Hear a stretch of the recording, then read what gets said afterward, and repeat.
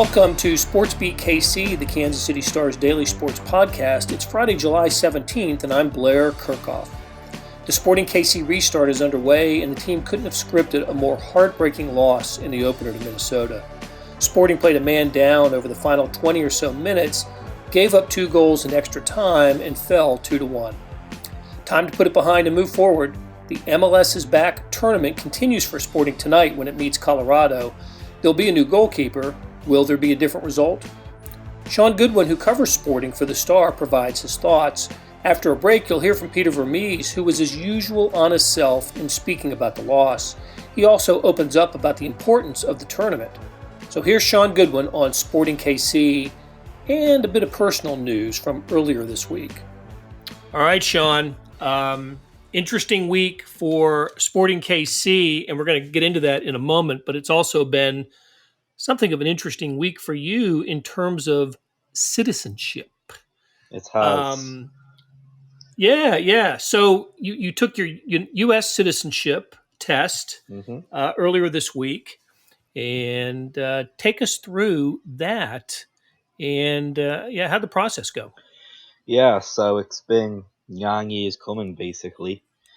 To cut 9 years short, you get your green card after 5 years of being in country. For me, it was 4. My dad's company fast-tracked it, and then 5 years later, you can take the citizenship test. So, we scheduled it months ago. It was pushed back because of COVID. Finally did it Tuesday morning. And really, you there's a US Immigration's office here in KC, so you head down there. There's basically 100 questions. It's a pool of 100 questions. They give you 10 random questions, and you have to get 6 correct. Super easy questions. Out of the pool, there's some harder ones, like who wrote the Federalist Papers? Hamilton. He wrote 29 or something. But the ones I got, it was like, name the two major political parties in the US, or how long do we vote in a senator for? It's just super easy stuff. So I just got 6 out of 6 right off the bat. And aside from that, we mostly just chatted soccer, honestly. It was fun. Great. Yeah, it was that, and I guess it's protocol. But they had a bunch of questions that the officer had to ask me. It was stuff like, have you ever been associated with a terrorist organization? Have you ever tortured somebody? And I'm just kind of sitting there like, I hope not. I don't think I've been part of a terrorist organization. So it was fun. Yeah, it was easy. And whether you tortured somebody, that might be up to the other party. In what situation might someone have been tortured? Could be a conversation. Yeah. You never know. Yeah, we'll keep up on PG-13. Right. Okay. Well, as you are, where were you born? I was born in Liverpool, England. I mean, moved in Liverpool. Okay. Yeah.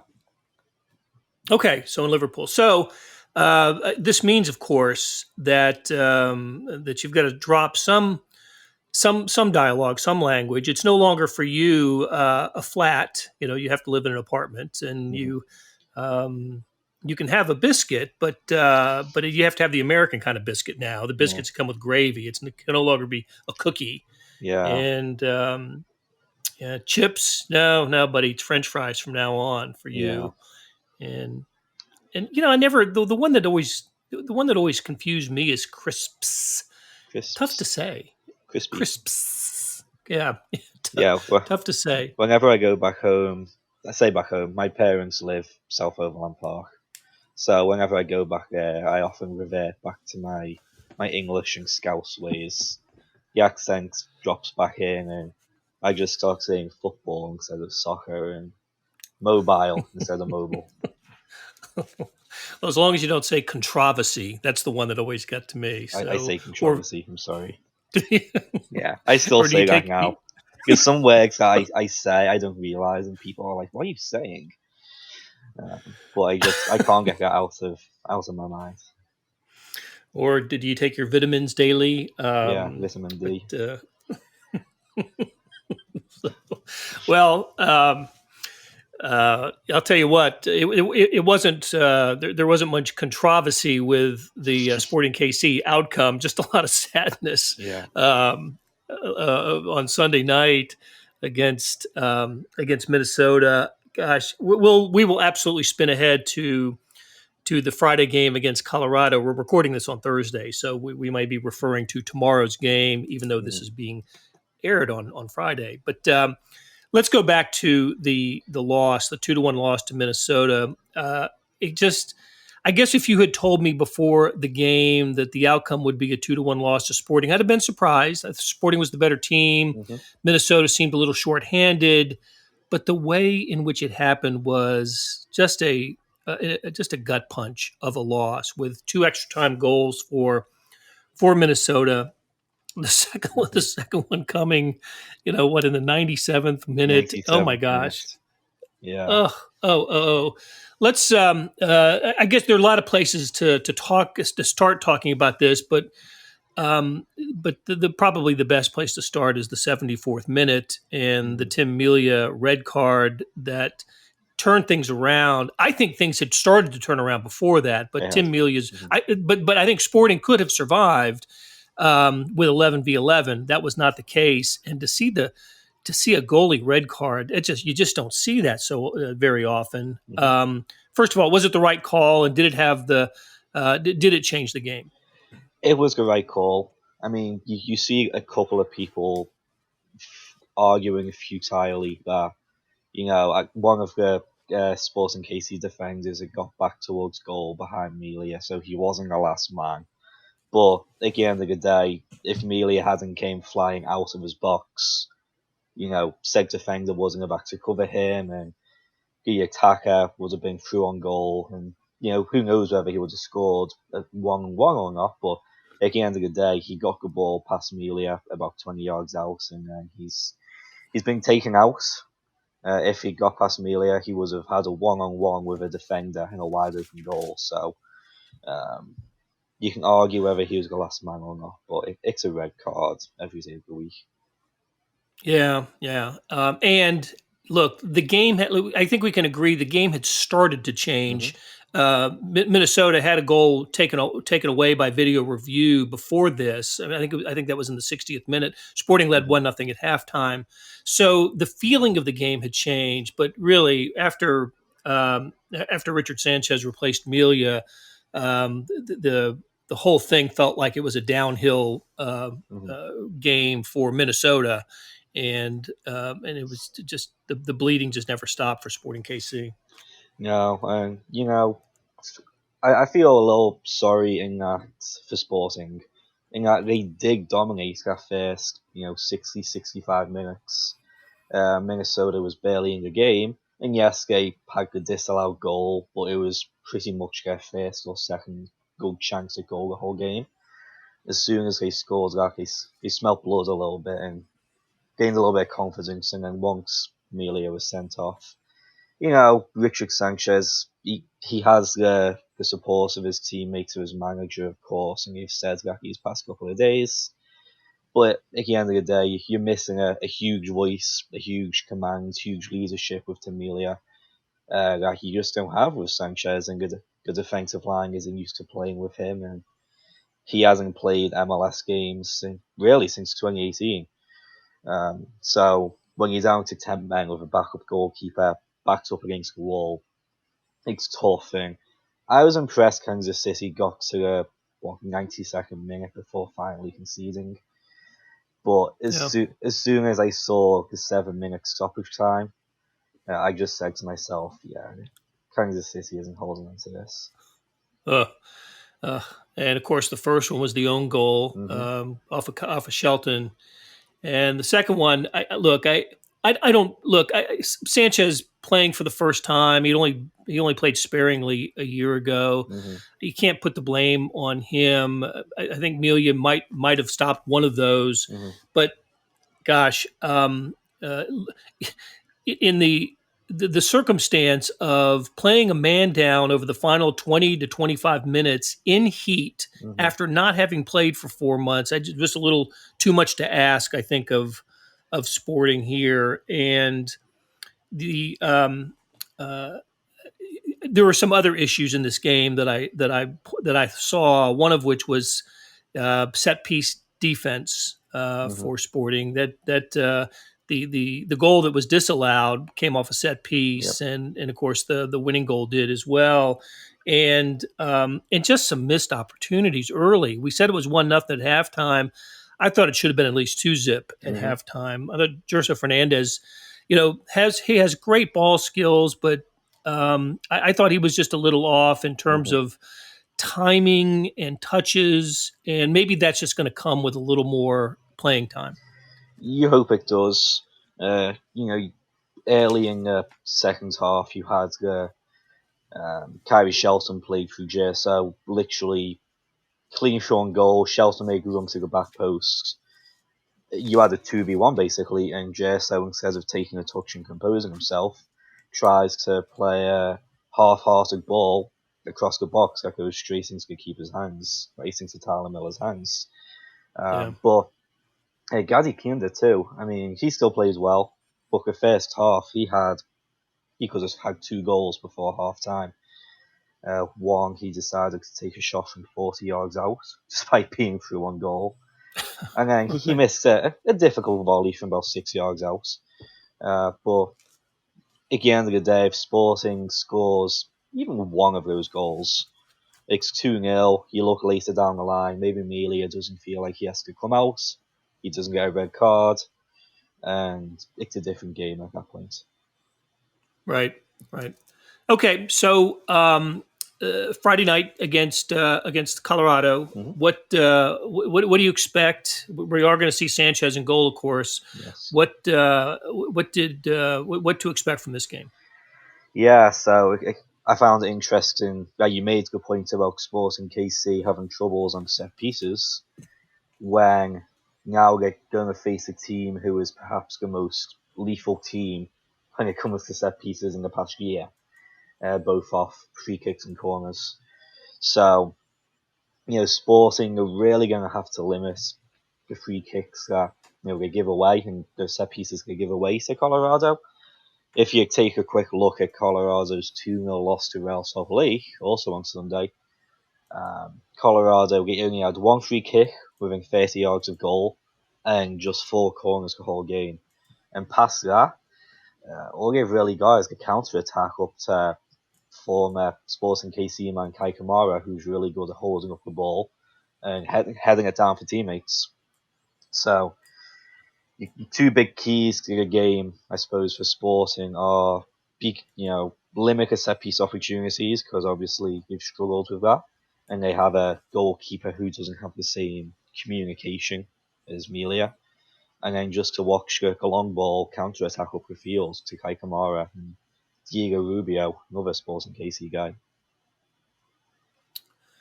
Okay, so Sporting KC going to look for a result on Friday against Colorado. We are going to take a break, and when we come back, you're going to hear from Peter Vermes, who I thought was, as he always is, honest and thorough with his responses to reporters' questions, including Shaun's, at a news conference on Wednesday. And before we go, I just wanted to call attention to a story that Shaun wrote in midweek. It's now on the kansascity.com website, and the headline is "Sporting KC Trio Helps Lead Movement for Change in How Black People Are Viewed and Treated."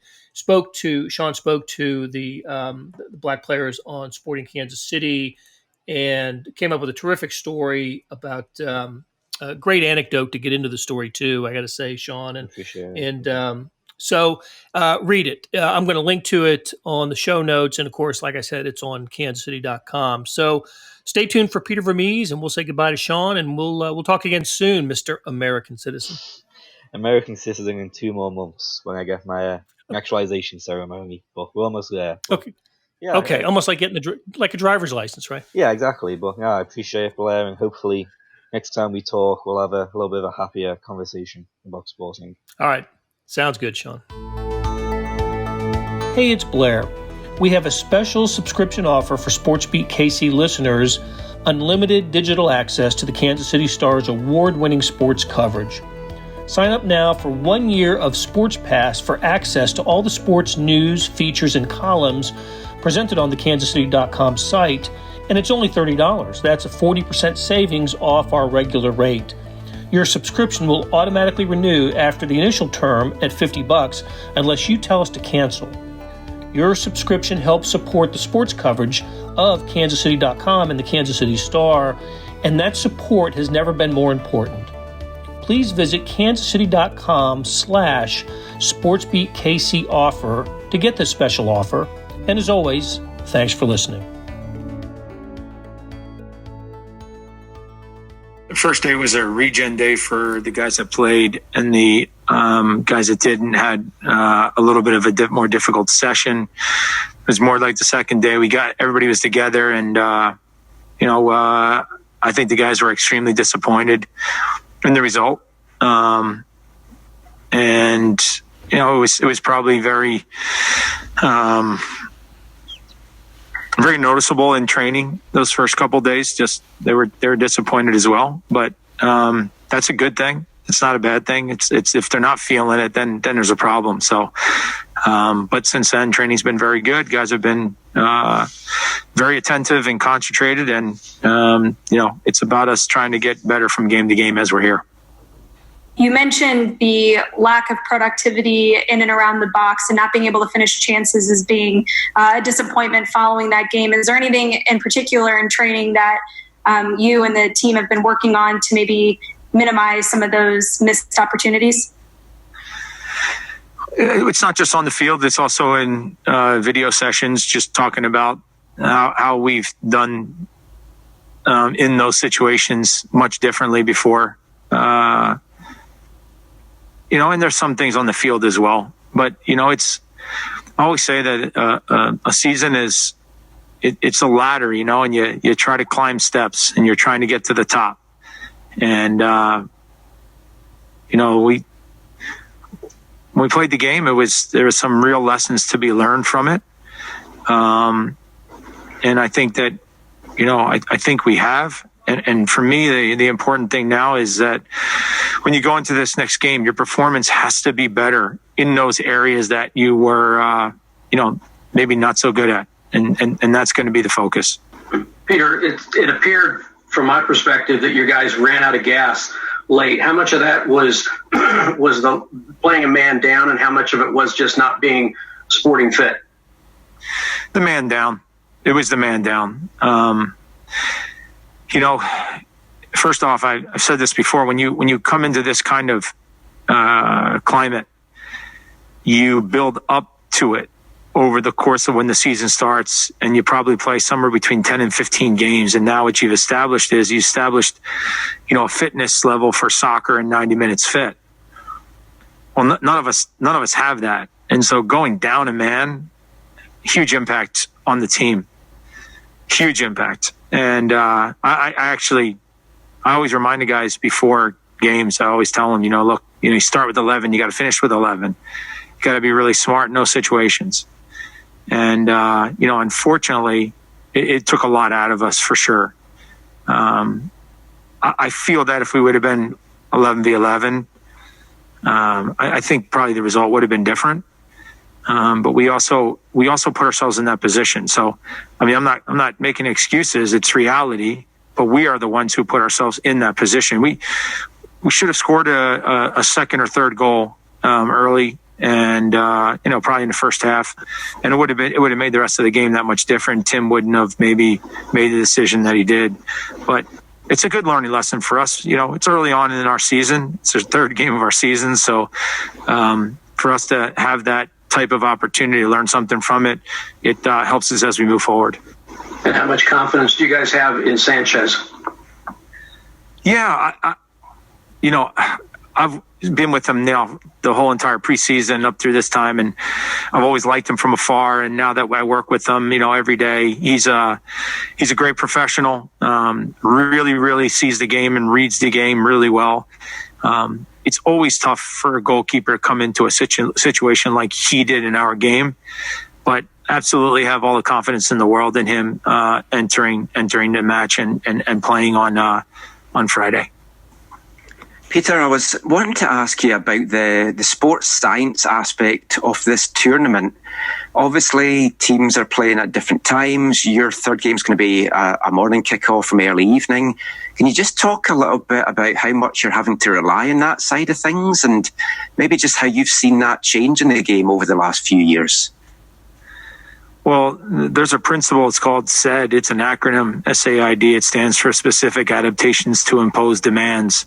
And basically, the definition or the example of that would be is that if you're going to play, in really, really hot weather, humid weather, you need to train in really hot, humid weather. Fortunately, before we left, Kansas City wasn't. There were some days where it was really hot and, it was humid, but then there were a lot of other days where it was overcast for, a week, 10 days, and it was cooler out. And so that had a big effect, I think, for us. I said from the get-go, teams like Houston, if Dallas was still here, the two, Orlando and Miami, Atlanta, those teams would have they have an ability that was different than I think a lot of the other teams. I even think the two LA teams, because it can get really hot. Now it's not the same heat. It's not humid. It's a little more dry. That would have a big effect with different teams playing in the games. We obviously have to look at a lot of different things, but also, to your point, we're playing 2 games at 8 p.m., 1 at 9 a.m. Where the difference is that it's not like all of a sudden you can start training at 9 a.m. and then train at 8 p.m. because the guy's clock's going to be all over the place.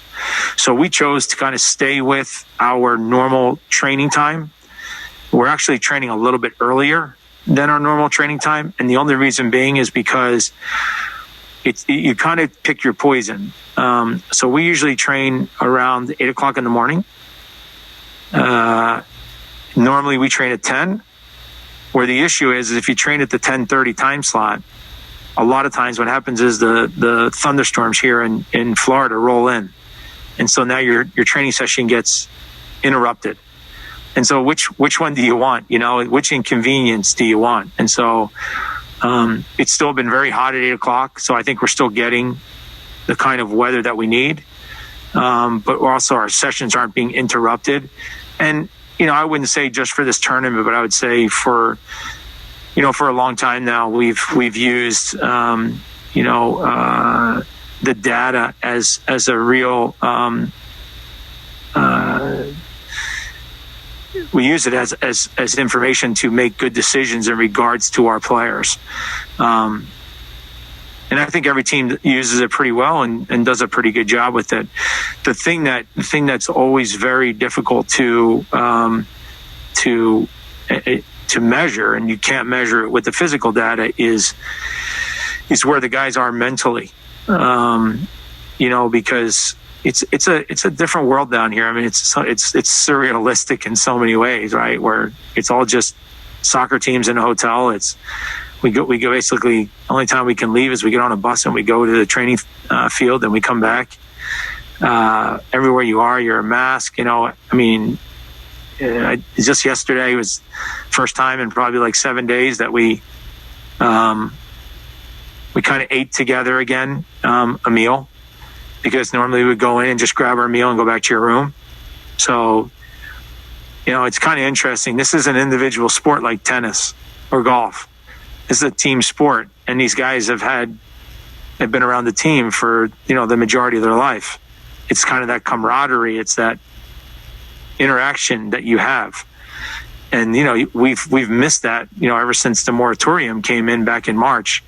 And we started to get it back again when we were in Kansas City, went to full team training, and now we're back to this, you're individual. And, there's times where you spend 20 hours in your room a day. That's not easy, I gotta tell you. So I know I actually said a lot of other things in there, but it's not an easy one. Peter, with the results today, about more than 1,200 tests coming back negative, no positive tests. When you hear that news, what does it do for you? What does it do for your team? Does it kind of let you allow to concentrate more on soccer when you hear that? It does. It for sure does. I would say the last so many days we've had a little bit of, I think everybody probably has had a little bit of trepidation every time you're waiting for the results to come back, because you're just not sure if somebody else may have caught it or, might have got infected somehow. So, yeah, I think we're kind of past that point. I think we're pretty close. And, I have to say that, our staff and everybody's done a really good job in making sure that even when we got the one person infected, that, we had really good tracing and we were able to, isolate a little bit with some other people just in the short term.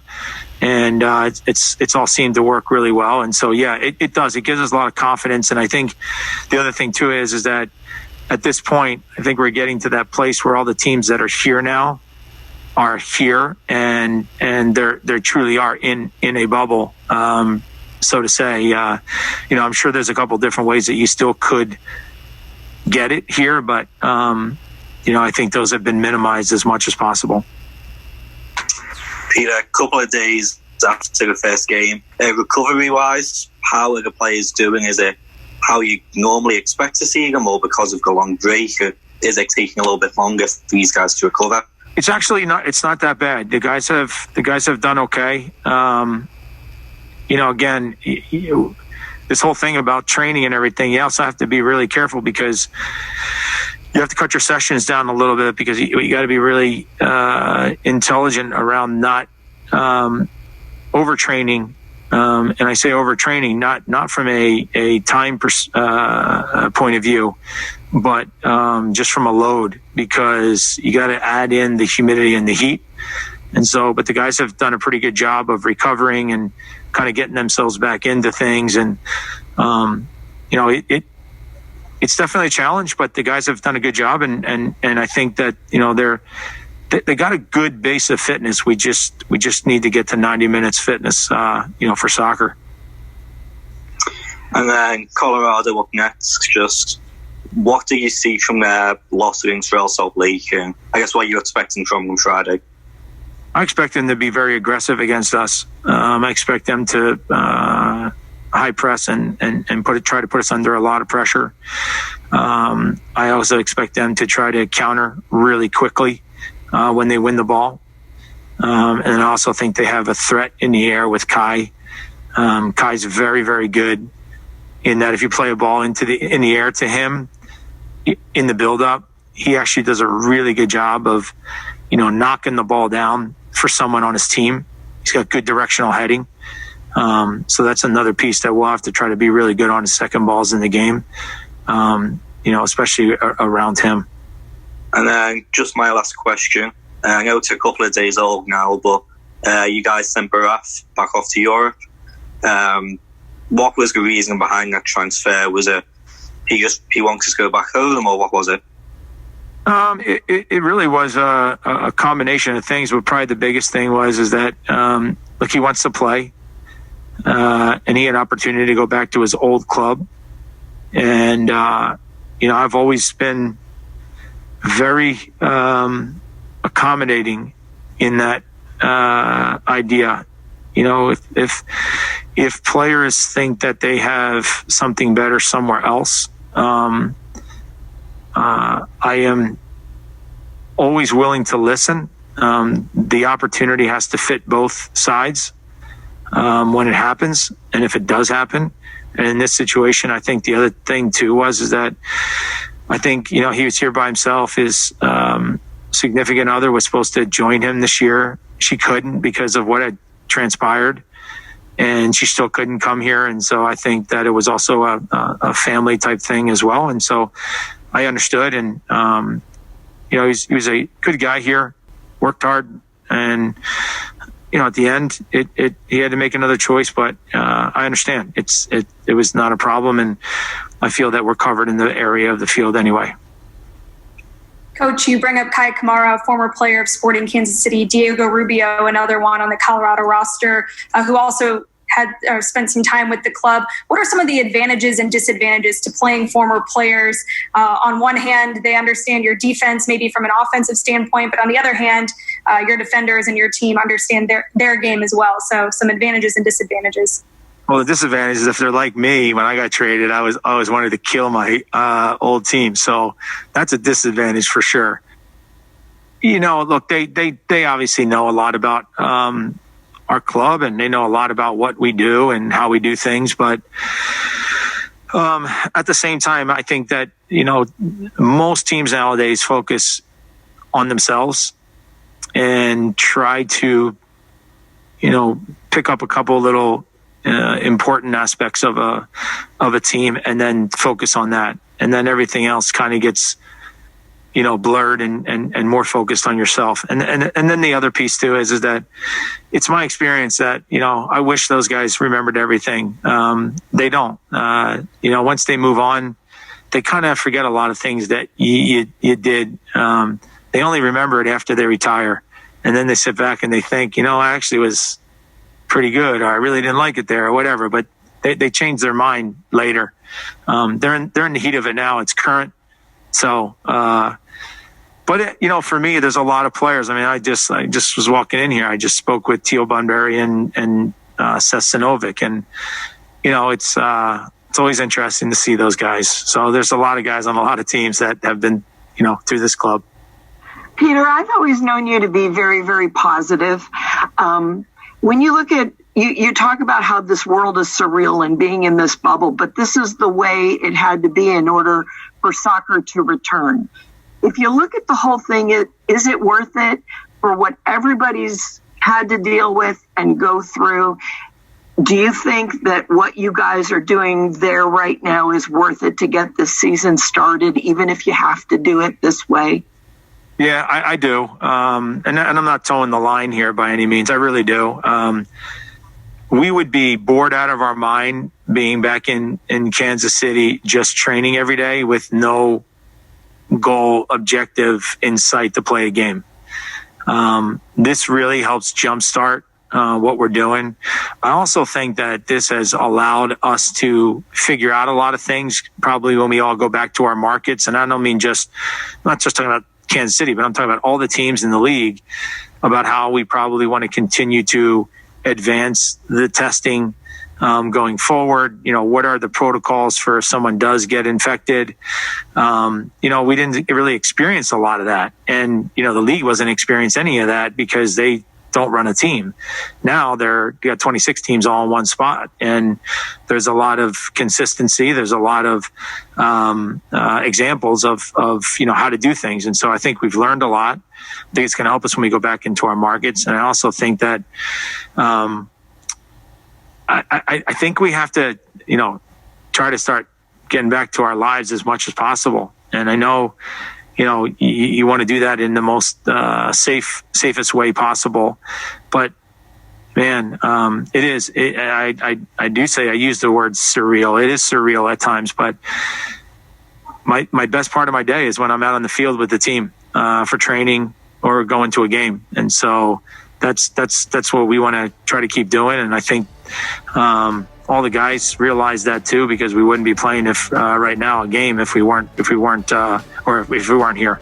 That'll do it for today and this week on SportsBeat KC. Thanks to our production staff of Derek Donovan, Randy Mason, Beth Welsh, Jeff Rosen, Savannah Smith, and Chris Fickett. Tip of the cap to Shaun Goodwin for talking Sporting Kansas City. Links to stories about Sporting KC can be found in the show notes and on kansascity.com. Earlier in the episode, you heard me talk about the Sports Pass offer. It still stands and still a good one, $30 for a year's worth of sports coverage, and that includes the Sports Extra with the e-edition. There are about 30 additional pages of national sports coverage today. Here's an even better offer. Buy the entire Kansas City Star product. Sports news, features, commentary, and analysis, the whole thing. You get all the stories written by my talented colleagues, plus additional news, sports, and business coverage. The details at account.kansascity.com/subscribe. That's account.kansascity.com/subscribe. And whether it's the Sports Pass or the full subscription, you're getting and supporting the best sports and news coverage in Kansas City and helping us produce programs like SportsBeat KC. Thanks for listening, and we'll be back Monday with a new episode.